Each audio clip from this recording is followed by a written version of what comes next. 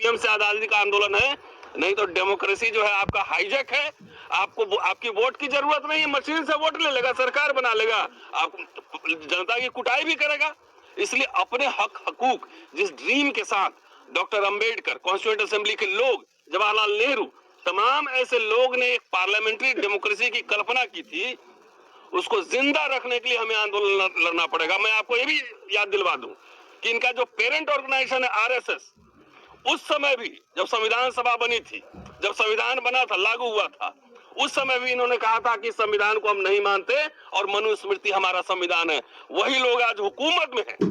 Indian express का एक report है और आप जाके देख सकते हैं, survey of education 2023, most rural kids between 14 to 18 cannot do class 3 maths. 25% can't read. 56.7% teens could not do simple division. ये सर्वे है, ये पूरे सरकारी सर्वे ऑफ एजुकेशन 2023। ये विश्व गुरु का दावा हो रहा है और इसकी हालत है। क्या लोग इनको वोट दे रहे हैं कि आओ मेरे बच्चों को निरक्षर बनाओ? इसके लिए वोट दे रहे हैं लोग। क्या आओ हमारे रोजगार छीन लो, इसके लिए वोट दे रहे हैं? सारे आंकड़े आ रहे हैं। गुजरात में विमेन के अगेंस्ट जो वायलेंस है पिछले 5 साल में डबल हुआ है, इसलिए लोग वोट दे रहे हैं कि आओ मुझे पीटो। सीधा और सीधा ये इसलिए कह रहा हूं कि ये बात नहीं है कि इलेक्शन कमीशन अपना काम नहीं कर रहा है। इलेक्शन कमीशन खूब अपना काम कर रहा है। जैसे आप ईवीएम डाल के वीडियो डालते हैं, नीचे आ जाता है इलेक्शन कमीशन का नोटिस आ जाता है कि सब कुछ ठीक ठाक है। तो सब कुछ ठीक ठाक है तो आपको एक्सप्लेनेशन देने की क्या जरूरत है? भाई साहब, मैं हिस्ट्री पढ़ाता हूं, अब हमसे कहो कि ईवीएम हैक करके दिखाओ तो मैं तो नहीं दिखा सकता। जिसकी बंदरी वही नचावे। अगर इलेक्शन कमिश्नर जो है, अगर वो हिस्ट्री पढ़े होंगे या मैकेनिकल इंजीनियर नहीं होंगे, मोटर के इंजीनियर नहीं होंगे, और उनको ये कहें कि आप कार का इंजन खोल के उसको फिर से फिट कर दो, कर देंगे? नहीं कर पाएंगे ना। तो सवाल ये है कि सब जब इतनी आवाजें उठ रही, देश भर में आवाजें उठ रही हैं कि भाई ईवीएम से नहीं, ईवीएम किसी भी फॉर्म में टेक्निकल चीज से कहीं भी कोई भी मैनिपुलेशन हो सकता है। फिर आप ईवीएम कर रहे हैं, वीवीपैट कर रहे हैं। अभी राजेंद्र पाल गौतम साहब 3 स्टेज समझा रहे थे कि भाई जो पोल डाला और तमाम तरह के, मैं नहीं समझ पाता। तो जहां पर मोदी साहब खुद कह रहे हैं कि भाई पहले 80 करोड़ लोगों को 5 किलो देते थे, अब प्रमोशन हो गया, शायद 81 या 83 करोड़ हो गए। जहां पे एजुकेशन की ये हालत है, जहां मैं बैठ के कह रहा हूं कि मैं टेक्निकल बातें नहीं समझ सकता, तो वहां पर जो 40% से ज्यादा बिलो पॉवर्टी लाइन पॉपुलेशन है, जहां पे लिटरेसी का रेट इतना खराब है, एजुकेशन के आंकड़े मैं ही बता रहा हूं, वहां पे टिंटेड एकदम डार्क वाला आप लगा के मशीन में डार्क वाला लगा के कह रहे हो कि 7 सेकंड में अपना वोट चेक कर लो। ये भारत अगर सबसे बड़ी लोकशाही है तो ये दुनिया की सबसे बड़ी डकैती है। और मैं तो सीधा पहले इलेक्शन कमीशन ही संवैधानिक संस्था है, संवैधानिक संस्था को संवैधानिक तरीके से काम करना चाहिए। कि इलेक्शन कमीशन को क्या दिलचस्पी है बार बार वो एक्सप्लेनेशन देने की, और बार बार ये क्या दिलचस्पी है आपकी? साथियों, सीधा और सीधा हेराफेरी है। और नहीं तो कोई दुनिया की कोई ऐसी सरकार इतना कॉन्फिडेंट नहीं हो सकती है जहां पे मजदूर परेशान है, किसान परेशान है, छात्र नौजवान परेशान है, खिलाड़ी परेशान है, सब परेशान है, तभी कह रहा है 400 पार।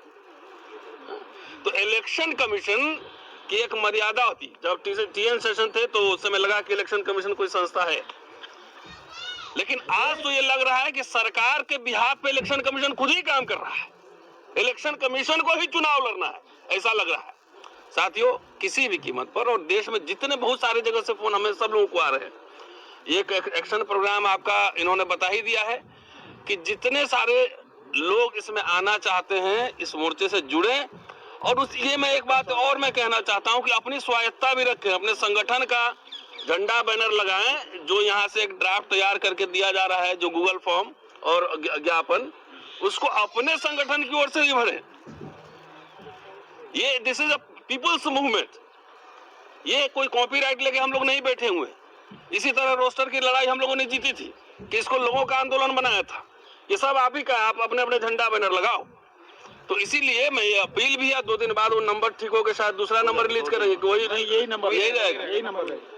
तो कुछ टेक्निकल एरर है, वो ठीक हो जाएगा, उसके बाद यही नंबर रहेगा।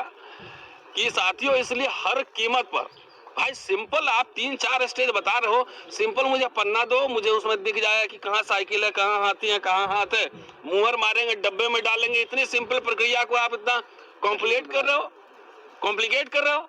अब आपका कोई भी आर्गुमेंट यहाँ पे चलेगा नहीं। क्या होगी? इफिशियंसी। तो इफिशियंसी का है, आप मान लो कि 30 दिसंबर को आप इलेक्शन कहीं एक वोट हुआ, पहला चरण, और 7वां चरण हुआ 28 जनवरी को, और रिजल्ट ला रहे हैं 7 फरवरी को, तो कितना 37 दिन का प्रोसेस तो हो गया ना, 37 दिन का प्रोसेस हो गया। तो 37 दिन में आपका टाइम कहाँ बच रहा है? पहले तो हम लोग बचपन में देखते थे, बैलेट पेपर से होता था और पूरे स्कूल के कैंपस में, ग्राउंड में टेंट लगता था, और 2 दिन में पूरी काउंटिंग हो जाती थी, 2 दिन में हो जाती थी। ये कौन सा एफिशिएंसी है जिसकी वजह से आपको टाइम और मल्टीप्लाई कर रहा है? आप कहोगे कि भाई बूथ कैप्चरिंग होता था, तो जो बूथ कैप्चर करते थे वो ईवीएम कैप्चर कर रहे हैं। ईवीएम कैप्चरिंग भी हो रही है, टेम्परिंग भी हो रही है, कैप्चरिंग भी हो रही है। भाई 77 में या 80 में या 85 में इतना टेक्नोलॉजी एफिशिएंट नहीं था ना, इतना हाई टेक वेपन नहीं था, सर्विलांस नहीं था, कैमरा नहीं था, कुछ नहीं था। अब आपको एक ही दिन में 2 चरण में पूरे देश में चुनाव हो सकता है। 2 चरण में इतने फोर्सेज हैं, पहले पैरामिलिट्री फोर्सेज हैं, 2 चरण में हो सकता है। 1 हफ्ता के अंदर रिजल्ट भी आ सकता है, 1 हफ्ता के अंदर। और दूसरी बात, लोकशाही में सबसे इंपॉर्टेंट सिटीजन है। जब लोगों को चुनाव का रिजल्ट लाने की हड़बड़ी नहीं है कि हमें आज ही चाहिए, तो इलेक्शन कमीशन को इतना हड़बड़ी क्यों है? जब हम हम करके ठीक है 10 दिन बाद ही आएगा, लेकिन अच्छे से काउंट कर लो जी। तो लोगों ने कहीं मेमोरेंडम दिया है कि हम लोग को हड़बड़ी है कि आज काउंट करके बताओ। तो ये तानाशाही इलेक्शन कमीशन की है, और वो भी सरकार के इशारे पर, सरकार के इशारे पे। कोई इनका आर्गुमेंट चल नहीं रहा है, न टाइम बच रहा है, न पैसा बच रहा है। इतने मशीन पे मशीन बने जा रहे हैं, और लाखों इंजीनियर इसमें इन्वॉल्व होते हैं। 543 नहीं, हजारों की संख्या में इन्वॉल्व होंगे। So let's make it a people's movement. EVM का विरोध हर मोर्चे पर होगा। अभी कार्यक्रम सब लगा है। इसके अलावा पॉलिटिकल पार्टी से भी हम लोग अनुरोध कर रहे हैं कि वो अपने मैनिफेस्टो में डालें और चुनावी मुद्दा इसको बनाएं। ये जन आंदोलन है, ये आजादी के बाद ये दूसरा आजादी, ये ईवीएम से आजादी का आंदोलन है। नहीं तो डेमोक्रेसी जो है आपका हाईजैक है। आपको आपकी वोट की जरूरत नहीं है, मशीन से वोट ले लेगा, सरकार बना लेगा, आप जनता की कुटाई भी करेगा। इसलिए अपने हक हकूक, जिस ड्रीम के साथ डॉक्टर अंबेडकर, कॉन्स्टिट्यूएंट असेंबली के लोग, जवाहरलाल नेहरू, तमाम ऐसे लोग ने एक पार्लियामेंट्री डेमोक्रेसी की कल्पना की थी, उसको जिंदा रखने के लिए हमें आंदोलन लड़ना पड़ेगा। मैं आपको ये भी याद दिलवा दूं कि इनका जो पेरेंट ऑर्गेनाइजेशन है आरएसएस, उस समय भी जब संविधान सभा बनी थी, जब संविधान बना था, लागू हुआ था, उस समय भी इन्होंने कहा था कि संविधान को हम नहीं मानते और मनुस्मृति हमारा संविधान है। वही लोग आज हुकूमत में हैं, वही लोग हुकूमत में हैं। पेगासस कहाँ गया?